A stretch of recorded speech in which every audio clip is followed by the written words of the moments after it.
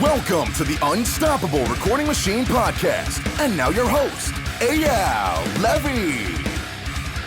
Welcome to the URM Podcast. Thank you so much for being here. It's crazy to think that we are now on our 7th year. Don't ask me how that all just flew by, but it did. Man, time moves fast. And it's only because of you, the listeners. If you'd like us to stick around another 7 years, and there's a few simple things you can do that would really help us out. I would endlessly appreciate if you would, number 1, share our episodes with your friends. Number 2, post our episodes on your Facebook and Instagram and tag me at EYAL Levy URM Audio and at URM Academy, and of course, our guest. And number 3, leave us reviews and 5-star reviews wherever you can. We especially love iTunes reviews. Once again, thank you for all the years and years of loyalty. I just want you to know that we will never charge you for this podcast, and I will always work as hard as possible to improve the episodes in every single way. All we ask in return is a share, a post, and tag us. Oh, and one last thing. Do you have a question you would like me to answer on an episode? I don't mean for a guest. I mean for me. It can be about anything. Email it to me at eyal@urm.academy. That's EYAL@urm.academy. There's no .com on that. It's exactly the way I spelled it. And use the subject line, Answer Me EYAL. All right, let's get on with it. Hello, everybody. Welcome to the URM Podcast. Last time we posted one of the Q&A chats from our Discord, the one that I did with Joey Sturgis. All of you reacted to it very well. You wanted more. So guess what? Here's more. This time, the Q&A we did was with one of your favorites, Mr. George Lever. I will say he's one of my favorites too, actually. So this is me and George answering questions from the URM community on our Discord. Enjoy. Welcome to this edition of our Discord Q&As, this time with the wonderful, fabulous, and handsome George Lever. How are you doing, George? I'm all good. Thank you very much. How are you? Very good. Glad to have you here. I feel like we just spoke, which we did. So yeah, we did just speak. So we did, but it's okay. I'm happy to do this again. Yeah, it's a pleasure to have you, and all of you in the audience. This is an opportunity for you to ask us questions. So we're gonna wait for questions to start coming in, and in the meantime, I will just start talking to George about anything that comes to mind. So, just out of curiosity, what do you think recently is the thing that's challenging you the most with mixing? Like, what's like the newest challenge that's just kind of driving you nuts? Well, I just put a sub in my room. It's great, but it's also not great because my reference point and all my references have changed as a result of it. It'll be okay. It'll only take me a week to get used to it, but that's a challenge because I'm working on 3 albums and a handful of other songs at the same time, so I have to be quite vigilant. I've had to change how I reference and check things until I get used to my room. So I've actually had to go back to working on headphones for some of it, which I haven't done for years, but I kind of don't really have a choice. I also don't have a true north, if you know what I mean. Yeah, that's the challenge, but it's my own fault. I did this to myself. Yeah, what's important here, what I hope people listening take away from that is that you're aware of the fact that there's no true north because you added this new variable into the equation. You're taking the time to figure it out. You didn't just add a sub and then just assume that everything's just going to proceed as normal or as it did before. Yeah, exactly. I've learned a lot about subs in the last, couple of weeks because it turns out there's only 1 or 2 subs that I can use in my space that have features that I need in order for it to work in the space. And that's been quite tricky. So either this works or it doesn't. And I go back to the way of working before and I have no sub. It's not really wait until it falls into place. It either is going to work or it's not. Got it. Okay, we have a person ready to ask a question. Mr. Axel Ann, how's it going? Hello, George. Hello, EYAL. Hello, everyone. So I have a question. And my question is, how did you train your stamina? because my problem is that I suffer of a lack of stamina and I can't mix for more than 30 or 40 minutes, I would say. And when I start to mix, I'm very excited. But once I dig in it, I feel quickly discouraged when I see the amount of work left.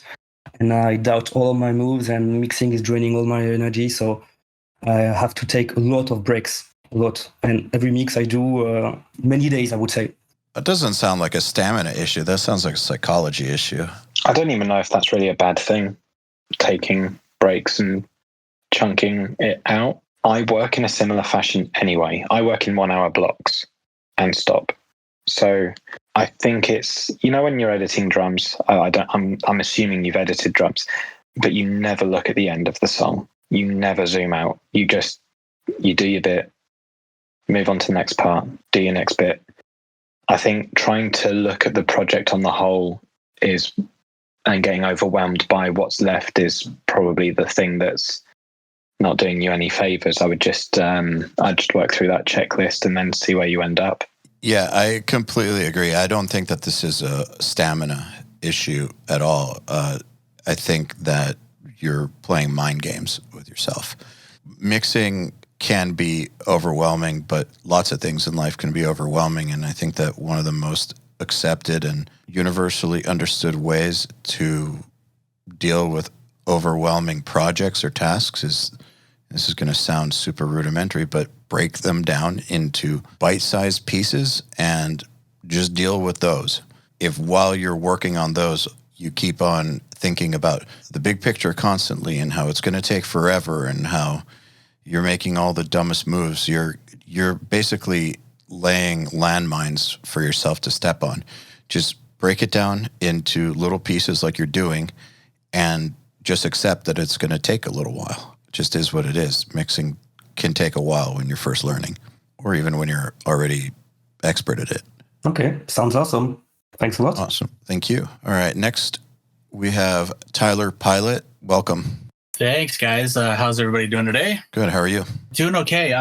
My question's related to what I'm doing right this second. I am digging through a song here that's got a pile of vocals. And the song's got layers and layers of guitars, all these pieces, right? So I'm curious how you guys are managing, EYAL, how you did in the past, and George, how and everyone else is managing these things now with clients. Doesn't feel like there's a possible way for me to say to this client, hey guys, we came in and tracked these vocals and you guys did the best we could in the amount of time we have. And there's no way that you guys would be happy releasing what we have.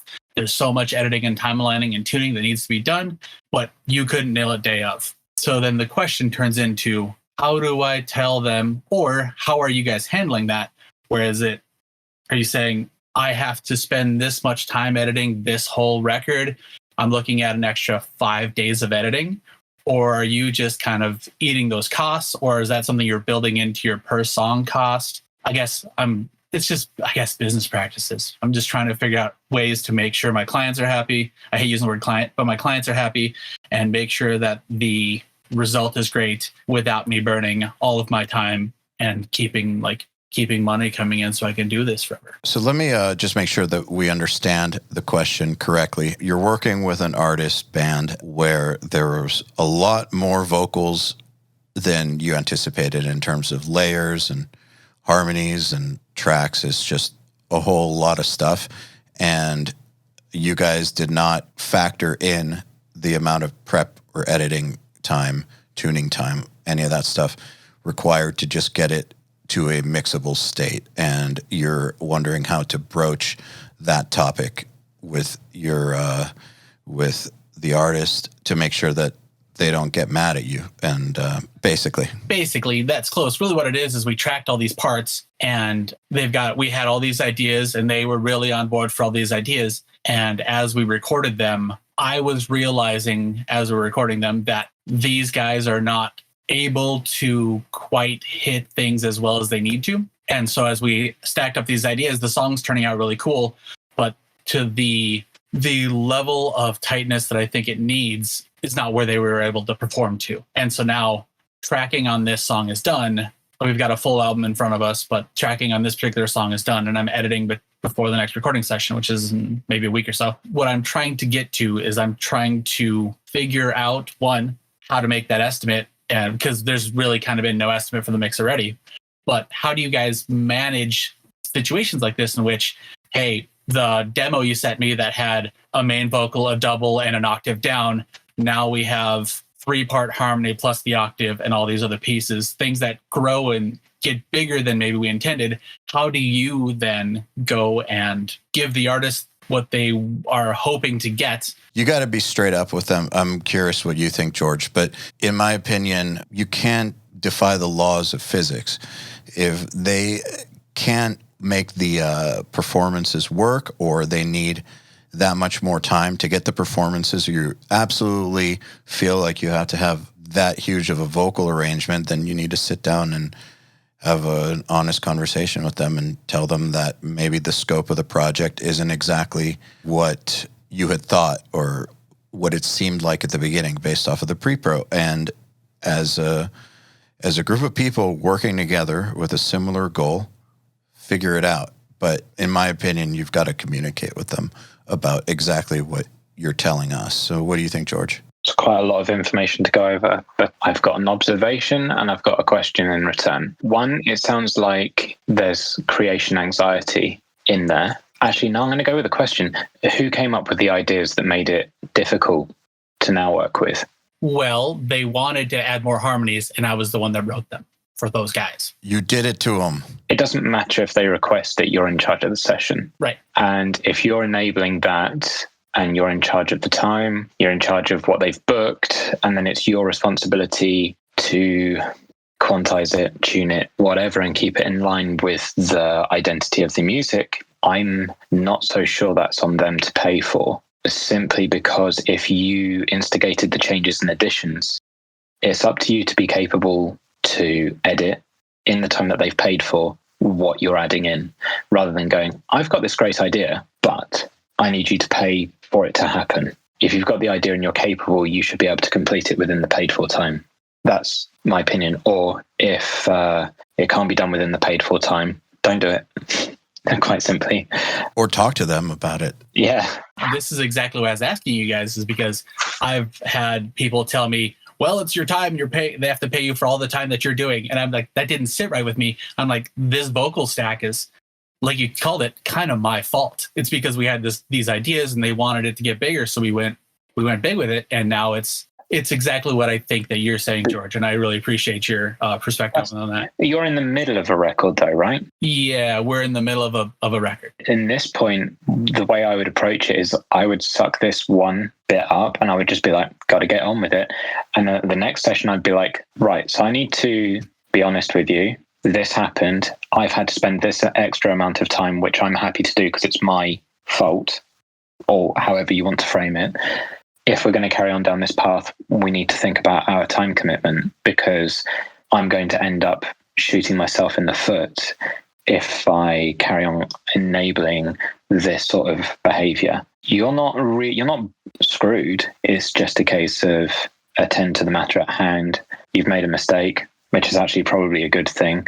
It's better to make mistakes than not learn anything. And then just have a chat with them the next time that you see them and attend to what's happened and where it leaves you going forwards. Cool. I really appreciate the perspective, guys. That's super helpful. As always, the answer is always communication. I really appreciate that. Have a good one. Thank you. All right, Pierre Binet, you are up next. Yes. Hello, guys. Okay, so this is, probably a very beginner question, but I'm a beginner. It's my second month in Nail the Mix, so that probably appropriate.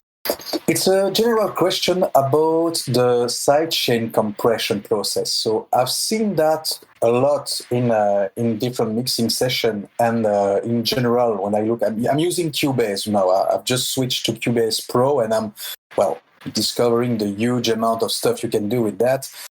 And from what I've seen, from what I understand so far, I haven't tried it yet, so I still have to train my ears to do that. But my question is, what is the general approach about sidechain compression? From what I've understand, it's trying to make room for the kick, between the kick and the bass, But I was wondering if it was something that you must do in general, or if it's something that you have to adapt to the situation. I'm not quite sure right now that I understand how to approach that. That's what I want to know. How do you approach sidechain compression in general in a mix? Well, before I pass it off to George, let me just say that there's nothing in a mix that you must do every single time. There's just nothing like that. But George, what do you think? I'm really not useful in this situation. I'm really sorry, but I maybe use it once every couple of records. It's one of these things that I think existed or is left over from older ways of working. I think because we've got smarter tools and better tools for carving space sonically for everything in dense mixes, that you don't have to resort to it anymore. I don't think there is a you must blank anything in a mix. It just depends on what outcome you want. So you may want a different outcome to what sidechaining anything may give you. I do know that, and I will say that if you don't know what you're listening for and you haven't heard sidechaining compression before, it's quite aggressive when it's used heavy-handedly, and it's not very pretty to listen to. It can get quite destructive, which is why I try to avoid it, because knowing me, I will probably forget that I've done it, and then I'll notice something is not working, and then the sidechain won't be linked anymore, and I'll have been working without it in place for the last however long, and it's just a bit of it's one of those things that you can just forget exists if it's doing its job correctly. That's a problem in itself. I want to key in on something you just said, which is that we have tools now that did not exist when sidechaining first became a thing. For instance, first plugin that comes to mind is TrackSpacer. Like, there's all kinds of stuff like that it doesn't perform the identical function of a sidechain always, and some of those have sidechains built into them. But the reason for using sidechain only has changed. But basically, the idea is you activate something in some way, or you manipulate something with something else. So it's not just about kick and bass. It's about one of the most basic uses is turning something else down when the thing you want to hear more prominently occurs. But there's a million different ways to do that. And I honestly don't think, if you've only been mixing for 2 months, or maybe you've been mixing longer than 2 months, but you've been in Nail the Mix for 2 months, self-described beginner, I think that messing with sidechaining is not really beginner stuff, honestly. I think that what you should really be focused on is stuff like balancing, basic EQ, being able to really hear your frequencies, creating space through volume, and basic compression, basic moves, that kind of stuff. I would not be messing with things like sidechaining until you're very, very confident with your ability to balance things through EQ and volume, and you've got your mixes to where they're just about there. But they're already sounding pretty badass, but they're just about there, and you're starting to need extra tools or extra techniques to take you that final 5%. That's when I think you should start messing with things like sidechaining. If you're a beginner, I honestly don't think you're ready for that sort of thing, and it's just a distraction. It's not that I'm saying don't learn about it. I'm just saying we only have limited amount of hours in the day. You should be focused on the stuff that's going to make the biggest difference for you. Gain staging, EQ, basic compression, balance, those kinds of things are going to take you a much longer way than learning sidechaining as a beginner. What do you think, George? I think you covered it, dude. No, okay. There's, that, I guess the stage after that is learning how to hear distortion. I would put that in the category that comes before small tools like sidechaining or whatever. Hearing distortion or learning how to hear that happening after all the basics is also important, because then you can start using that to compress and tonally change things in a an additional stage as well in combination with what you've already mentioned. All right, Pierre, thank you. Well, thank you very much. That was very helpful. Hey, everybody. If you're enjoying this podcast, then you should know that it's brought to you by URM Academy. URM Academy's mission is to create the next generation of audio professionals by giving them the inspiration and information to hone their craft and build a career doing what they love. You've probably heard me talk about Nail the Mix before, and if you're a member, you already know how amazing it is. At the beginning of the month, Nail the Mix members get the raw multi-tracks to a new song by artists like Lamb of God, Angels and Airwaves, Knock Loose, Opeth, Meshuggah, Bring Me the Horizon, Gojira, Asking Alexandria, Machine Head, and Papa Roach, among many, many others. Over 60 at this point. Then at the end of the month, the producer who mixed it comes on and does a live streaming walkthrough of exactly how they mix the song on the album and takes your questions live on air. And these are guys like TLA, Will Putney, Jens Bogren, Dan Lancaster, Tui Madsen, Andrew Wade, and many, many more. You'll also get access to MixLab, which is our collection of dozens of bite-sized mixing tutorials that cover all the basics, as well as Portfolio Builder, which is a library of pro-quality multi-tracks cleared for use in your portfolio, so your career will never again be held back by the quality of your source material. And for those of you who really want to step up their game, we have another membership tier called URM Enhance, which includes everything I already told you about and access to our massive library of fast tracks, which are deep, super detailed courses on intermediate and advanced topics like gain staging, mastering, low end, and so forth. It's over 500 hours of content, and man, let me tell you, this stuff is just insanely detailed.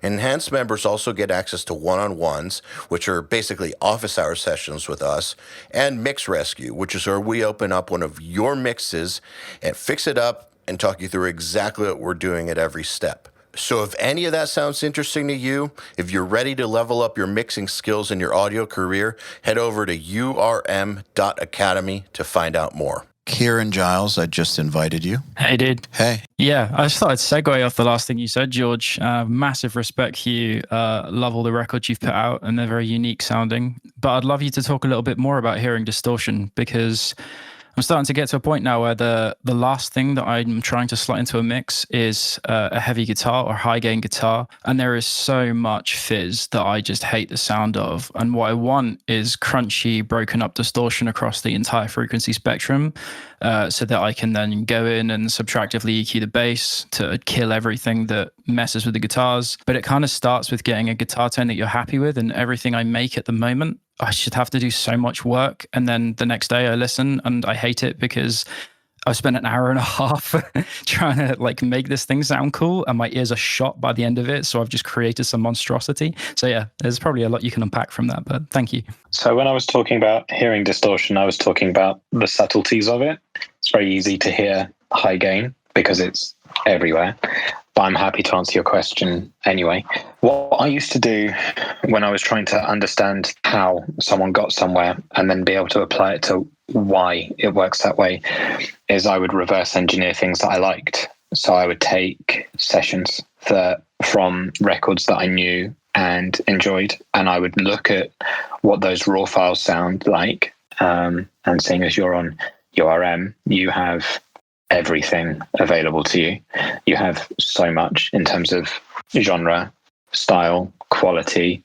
You can learn a lot from taking the final tones that are there before they are at the mix stage. So what is done during production and recording, and trying to imitate that, and then using match EQ to further refine your ear to understand what you're hearing too much of. So what your natural bias is. So in the past, when I started out, my natural bias was to push a lot of 1 and 2K. It's very easy to make those frequencies loud in a mix, but they're not overly pleasant to listen to. And I used to find that the things that worked in a mix were actually a lot darker than I actually anticipated. And they sounded bright because they were not taking up space in offending frequency areas. It wasn't that they were bright, it was just that they weren't painful. So they weren't getting in the way of stuff. So reverse engineering pretty much taught me everything. I still don't have it now. I still have to do it. But it's just one of those things that you have available to you where you don't even have to figure it out. You've got visual cues, or,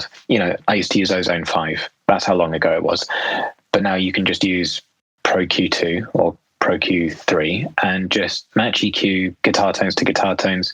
You repeat the performance, you emulate the rig that you think was used, and then it will just show you. And from that point, you can pretty much get it. That's a really succinct answer. I just kind of wanted to add something to that. So a lot of that stuff I'm doing, I have access to all this stuff, and you're right, it's absolutely amazing to have all that. What I'm finding though is that a lot of the mixes I tend to do for people are where I don't have control over the production. So I kind of just have to take whatever DIs I've got and make them sound as close as I can. So I will literally move for move copy everything that a producer does after importing the original DIs in, and then match EQing the DIs first so they're as close as possible, and then basically following the steps all the way through to the end. So everything I did is identical. It still doesn't quite sound the same, and I think it's more that it doesn't quite sit in my mix, and that there's a thought process going on in these mixers' heads where they're thinking about or almost visualizing how the mix is going to pull together, and my tone doesn't work in my mix, not because it's a bad tone, because it sounds identical to the one on the mix or very close, but it doesn't work with the rest of the context that's going on. I don't know if you have anything to say about that, but that'll be the last question. Thank you. I can speak to that, especially with Nail the Mix. And thanks for your questions. Nail the Mix is not meant to be a how-to or a tutorial or anything like that. It's more meant to be a look into somebody awesome's process on one particular song. And that's literally all it is and all it's supposed to be. And from basically watching over somebody's shoulder like that, you can start to get some ideas for how you would approach certain problems and how you would try to solve them. However, of course, you're not in their head. You can't hear things the way they hear them.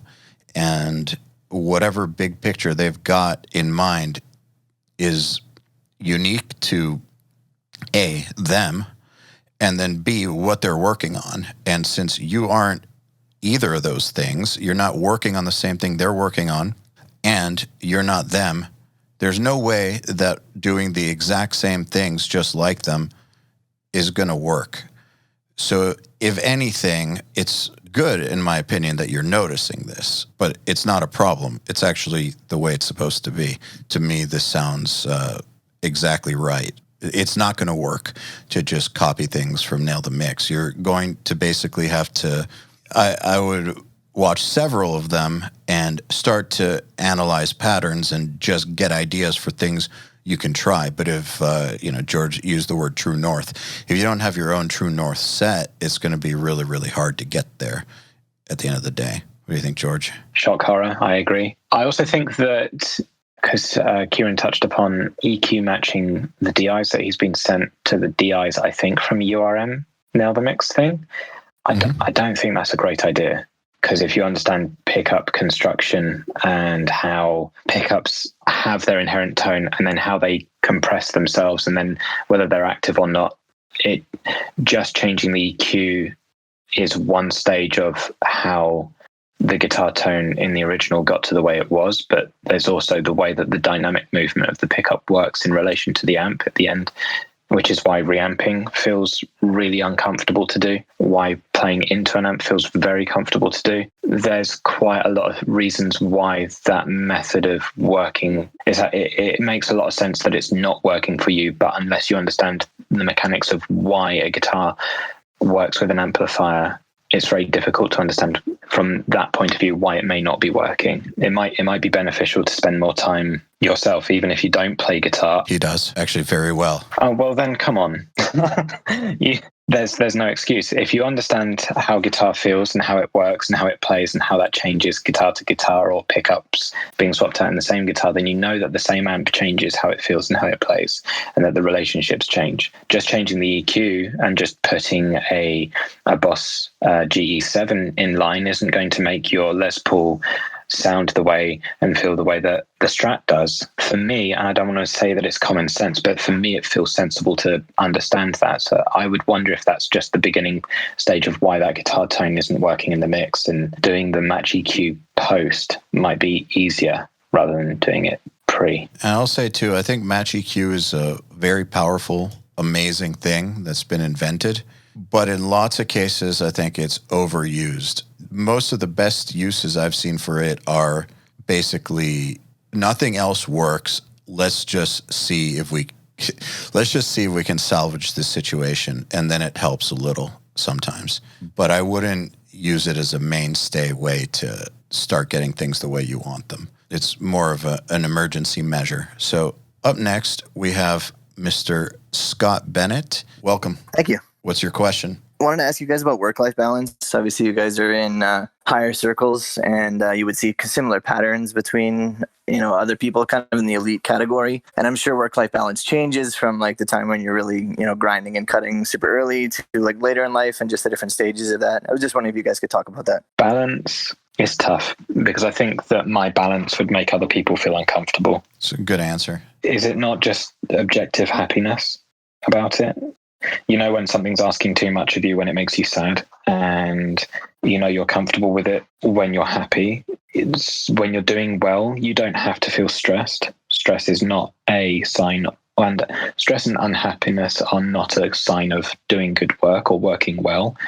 They are symptoms of a 9-to-5 working in an office work style, work life, because we're taught from a very young age that we're not allowed or not supposed to expect to enjoy working. So work and life balance comes from your own internal monologue showing you what it is that you are missing, and then it's your obligation to decide whether you are going to try and find a way of respecting that. So an example that I can give you from my point of view is and I think, EYAL, you and I have talked about it a lot. It's not questionable. I have to exercise every day in order to stay balanced. It's not healthy. I want to do it, but the have is real, in the same way that some people have to drink or have to smoke. The balance is there because I will probably go to bed a lot earlier than everyone else will on here. I'm normally in bed at 9:30, 10 p.m, but I'm also up a lot earlier than the rest of you. So my balance is that I will move all my selfish stuff to the beginning of the day where no one is awake, because then no one gets in the way and no one sends you emails. And then by the time everyone else is up, I've already attended to me. And by the time the day is done, I've attended to all the work that needs to be done. And that's how I created balance. It's not interwoven, it's just segmented. And what I think is really important here is you've identified what the priorities are. I think that people talk about balance all the time, and I've noticed that when they're reading about balance or looking into it, they're looking kind of like at what you said, somebody else's idea of balance. I think what really matters here is that you identify what's important to you. If there's something you think you should be doing, but you're not, well, get honest with yourself. How bad do you really want it? How important is it really? Do you actually want this thing, or do you just think you should have this thing? What does it actually mean to you to let something slip or to prioritize something? And once you have those answers, it's a lot easier to make decisions like, I'm going to get up at this time before work to get this thing done. That's a non-negotiable. And you kind of just approach the rest of your life that way. If you have a relationship with a significant other, you don't want falling apart. A lot of people have had their relationships fall apart due to working too much. My question to them is, how much do they really care? I mean, did they care enough, actually? I know that in cases where I've done that, I actually didn't care about the outcome. I didn't realize it, but I was being honest. I was totally fine to let that go. And so it might have felt imbalanced at the time, but I think that if I had been much more honest with myself about it, I would have just been cool with letting things go. So I think you need to seriously ask yourself, what are the non-negotiables? What are the priorities? And if you find yourself letting them slip, why are you letting them slip? Are they actually priorities? And if you can honestly say that they are and you're letting them slip, figure it out. But it's going to be very different for you than it is for me or it is for George. Thank you for your question, Scott. Take it easy. Next up, we've got Toby Allen. How's it going, Toby? Lovely, thank you. So, George, thanks so much for all your hard work with URM, both the content and in the community. This is awesome, so thanks for that. I wanted to ask a question in response to your video about your plugin purge. I think it's really cool. I think limiting your options to increase your creativity is such a powerful tool. And I just wondered if there was anywhere else in your life, both in audio and just normal life, if there is such a thing, where you've done the same. You've limited your options to be able to increase productivity and creativity. There's a joke in here about like purging all your friends so that you can get on with life, right? Is that a joke? I mean, I'm guilty of it when I was younger. I did completely exile myself. I don't know. The studio became a cave after a while. Is there any other situations where I've purged in order to be more creative? Maybe. The problem is that, so in this situation, I chose to share this decision about deleting the plugins off my system. The likelihood is that, yes, I have, but I wasn't aware of it. Not because I'm really smart, but because I'm not always actively, consciously kind of like logging these points in time. It's more like being frustrated with noise and just going, I have to reduce it somehow so that I can just carry on. So it's probably not a really intelligent thing that I've been doing, but if I have been limiting my choices in all aspects of life, then it's simply because the more time I spend thinking and deciding to do something than actually doing it, I find really frustrating isn't the word. I find it almost like vomit worthy. It's just, no, I don't want that. I just don't want to be thinking like that. It's so boring. What I've noticed is that the more stuff you pile on your plate, the more shitty your ability to do each one of those things becomes. And so it's just a very practical strategy to reduce the amount of things on your plate to where you can do your best work on all of them. And that, just being able to focus, will lead to more creativity in my experience. So, I've noticed that one of the biggest problems that I guess I just noticed with lots of creative people or people with big ambitions is they just try to do too much at the same time, which overwhelms them, exhausts them, fatigues them, gives them analysis paralysis, all those bad things. And by making the conscious decision to just focus on these three things, for instance, whatever they might be, that tends to work better, I've noticed, at least for me. So thank you, Toby. Have a great rest of your evening. And Kiko Picasso, you are up next. Morning. Good morning. My question was actually going to be that I noticed with the studio tour and a lot of stuff in general with the channel you have, you seem to do a lot of recording remotely, like a lot of on-location stuff or other studios and stuff. And I'm curious if that's an issue that you decided to have a smaller studio and you prefer to work that way, or if you would like to work up eventually to have more space in your own studio, and if that's more of a workflow thing, a space thing, a client thing, or that you just prefer to work on site or find that having the options to work or record in other places give you any kind of advantage creatively or any kind of workflow advantage? I quite like that question. The inherent issue with having a big studio is that whether it's booked or not, it will always cost an amount for it to exist. So from a financial point of view, if your studio is empty, it's costing you money. And if your studio is big, then it's costing you more money. And when I was starting out, I had no money. So then I couldn't have a big studio. I could have had aspirations for it back then. It doesn't matter because I didn't have money to spend on it. And I'm what's called debt adverse. I refuse to have any debt against my name.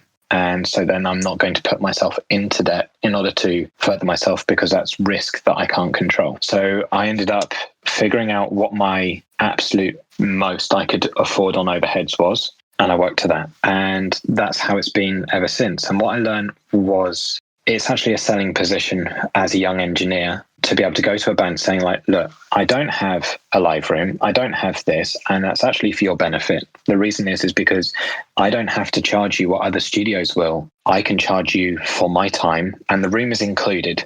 So you're paying for me, and the stuff that I own is included in that time. And it means that people value what they're booking a bit differently. They're not booking a space and you just happen to be there. They're booking you and the stuff just happens to be there, which means that that interaction is different. If at the point that the band or the artist or whoever wishes to do something else, it then means that their budget is modular. You're not then charging them for a drum room they may or may not ever use, which seems a bit unfair, because I'm sure in day-to-day life, we don't want to rent whole houses if we just want to work in a room. So it seems a bit bizarre to start off that way. I don't think I want to have a studio now, because I don't think I want band people in my house. Good decision. It's just I couldn't install enough bathrooms in my house in order for it to be like, in order to be able to stay away from the smell. And so it's just from a financial point of view alone, people aren't really fussed about. I don't really want to say if you're good at what you do, people don't care. I think it's that I just didn't ever, it never came up. Honestly, it never went, oh, so where's your drum room? I just always sold it as a, no, you're paying for me, not for X, Y, and Z in the space, because I'd be charging you for that space even if you weren't using it. It was just flipped in that way. It's a great answer. Thanks, Kiko. Next up, we've got Philip Self. So this isn't something I have experienced, but it's something I've seen people ask questions about this, and I'm curious, trying to start up my career. Have you guys ever been in a situation where a client comes to you and the recording process hasn't started yet, or even worse, the recording process has started, or you've already accepted a mix job and you discover that either, man, the band just really sucks, they're not performing well, or maybe their lyrics, ideology, maybe you disagree with them because they're like hateful or racist or something terrible like that. And you just decide you really don't want your name attached to this project because you, especially, beginning producers really need more credits and portfolios. How would you go about in that situation where you don't want your name attached to this project, especially if you've already accepted it? Or is this a situation that doesn't even really happen? No, it's a situation that happens. Refund it, don't do the work, say goodbye, don't even go there. It's just, if you don't align with what they say and what they do, and you don't think that you can come to an amicable agreement to not put your name on it, the likelihood is if they're talking about something that you don't like or you don't agree, they may or may not have the personality that will react well to that type of news. They'll take it personally. It may be personal, but you don't want them to be taking it personally. You want them to go, all right, man, yeah, not a problem. But the likelihood is they're a musician. They're emotionally charged. It's not going to go that way, at least not in my experience. So if you can, I would just get out of there. I would just not have that conversation. I just wouldn't have anything to do with them. Yeah, I mean, if it's so bad that you need your name removed, just cut your losses. It doesn't seem like we're really meshing very well. Here's a refund or what they've booked already. Do you want a script? I can give you one. Hey, this is just not my vibe. I don't resonate with this. I'm sorry. This is definitely a me thing. Here's your money. I can recommend some people that I think will work better for you. Thank you for your time. Yeah, if you basically phrase it as if you're doing them a favor by removing yourself from the situation, like you're not going to be able to do your best work. It has nothing to do with them. You're just, like George said, not your vibe. And then you help them, or you at least make the offer to help them. I mean, there's not much more you can do. They're going to react the way they're going to react. But I think what George said is the way to go. And good luck with that. All right, so we have time for 2 more questions and only 1 question up next. So start submitting your questions. Up next is Chris Boyd. Hey, so I actually just listened to the podcast episode you guys did together that released yesterday. And in it, you mentioned how you enjoy teams that work well together. And one of my favorite projects you've worked on recently was Loathe. So I was kind of curious, with a band that seems to have a sound kind of already integral to them, how do you make yourself a part of that team, like seamlessly? You're assuming that they want that. it sounds like that happened, and that could be how it went down, but it's not how it works with every band. I'm trying to think of a way of putting this across without it coming across as word soup. It's not your choice whether that happens or not. That's for whether the band wants you to become part of the team. You're either included or you're not. And if you're kept at arm's length, then you respect it. If you're involved, then you're involved. It's not really I must become one of the band or I want to be an extension of the band. Everything that I do, at least, and I'm just talking about me, is pretty much based off the language that's used when we're communicating. If they're talking about us and we, then it's involvement. If it's you and I, then it's at arm's length. So Loathe are a tight-knit unit. They keep themselves to themselves, they focus on them, and they are probably the best band in the UK at doing that. And I don't know I can't really remember how the conversations went during the record, but it was just a case of, honestly, I was given the files and I was left to my own devices. And then we met up at the end and then it was tied up. There wasn't an awful lot of what would be seen as romanticized kinship throughout the process. Actually, I came in towards the end of the record where they were very tired in some cases of how long it had taken for the record to get put together. So, I'm really glad that you enjoyed it, and it sounds like an extension of them, because that's completely the intention of that record. I'm not really supposed to be heard. I'm supposed to be very transparent, and they are supposed to be very loud. But becoming part of the clan is completely at the instigation of the band. It's not my own decision to make that happen. You can't make them. So, all right, Chris, thank you. All right, last question. Timothy Duncan. Hey, I haven't been in URM very long, Nail the Mix, but have had recently my first opportunity to work with a real songwriter, artist. I had the kind of decision to turn it down because of where I'm at in my mixing level, or go with it. What do you mean by real, first of all? Probably wrong wording there. And he's like legitimately writing his own songs. He's not doing covers, but man, he's a really cool guy. He's writing like Ramones style old school punk. I really have a good vibe with him, and I want to give him really good quality. I went ahead and decided I'm going to take this on, kind of use this as a hands-on opportunity instead of waiting and putting it off to actually take on people. It kind of fell in my lap. In the process of working with like your first client, trying to give a good presentation of your services, do you guys try to give a rough mix up front and then talk to them, tell them, try to get ideas of what you could improve on, or do you just kind of give them a final mix and say, hey, this is the way I like it? I'm not really familiar with that process. So I don't think that any mixer on earth gives people a mix and says, this is it. I think that any mixer that I know of is willing to do at least some revisions. Most are willing to do as many revisions as it takes. And especially if, you're seeing this as a learning experience more than anything, because you haven't really done this before. Well, my thoughts are that it's highly unlikely that he's worked with huge successful producers. And also it's highly unlikely that he kind of has a bunch of experience with it either, because usually people tend to hire people at their own level or slightly above it generally. So if he's been in the game for a while, even on a local level, and he's hiring someone who's never done this before, he's got to have some level of awareness that you've never done this before, and he's either getting it for super cheap and he'll take what he gets, or he just hasn't worked with like super pros that are well into their path. And so if that's the case, it's a learning experience for both of you. And my thoughts are, you should be as upfront as possible about this and be open to seeing what he wants. Like, does he love it? Does he hate it? Like, does he want to change things? Communicate about it. But of course, if you're unhappy with it, you should definitely do your best to try to improve it. What do you think, George? If you want to provide a rough when you're starting out, I think that's typical. I think that's normal. You're finding your way through it and you're letting them know. And this isn't a criticism. I would assume that the way that you approached us with the question might be similar to the way that you're going to approach him with your information about the rough mix.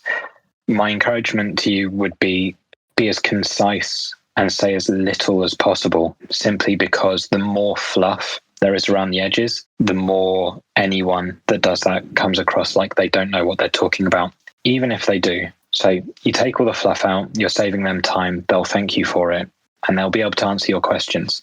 Yeah, it's super simple to say, this is a rough mix. It's kind of the direction I was thinking, not totally there yet. What do you think? The end. Yeah, exactly. You don't want to excuse yourself. You don't want to put any reason for doubt in their mind that they may not be thinking about, and carrying on or continuing or starting with fluff may put doubts in their mind that didn't exist, and you instigated it. Just let them play the hand first and then respond to that. Yeah, I mean, they might love it. Exactly. You just don't know till you let them react to it. Do you ever give rough mixes? I do test mixes now. I wasn't expecting that to be a yes. I mean, I don't know, because I think it's been a long time. I think I know what I want from the material when I hear it, and that's hard to come away from and think about not having, or how to respond, not having that vision of the end goal from the start when you're used to having it. So doing a rough mix is kind of like, I guess, an outline sketch, but I don't know. Even the rough balancing stages, I'm like, yeah, this needs this needs that, because it's just problem solving, really. So I guess I don't do rough mixes, but I don't think I would even know how to stop at the rough mix stage. So I don't, it's not really a yes or a no. Makes sense. That's kind of what I'm expecting. Well, anyways, George, thank you for taking the time to hang out with all of us today. It's been a pleasure as always. And thanks to everybody in the audience who has been hanging out and asking questions. Talk to you all next time. All right, then. Another URM podcast episode in the bag. Please remember to share our episodes with your friends, as well as post them to your Facebook and Instagram or any social media you use. Please tag me at EYAL Levy URM Audio at URM Academy, and of course, tag our guests as well. I mean, they really do appreciate it. In addition, do you have any questions for me about anything? Email them to me at eyal@urm.academy. That's EYAL @urm.academy, and use the subject line, Answer Me EYAL. All right, then. Till next time, happy mixing. You've been listening to the Unstoppable Recording Machine podcast. To ask us questions, make suggestions, and interact, visit urm.academy and press the podcast link today.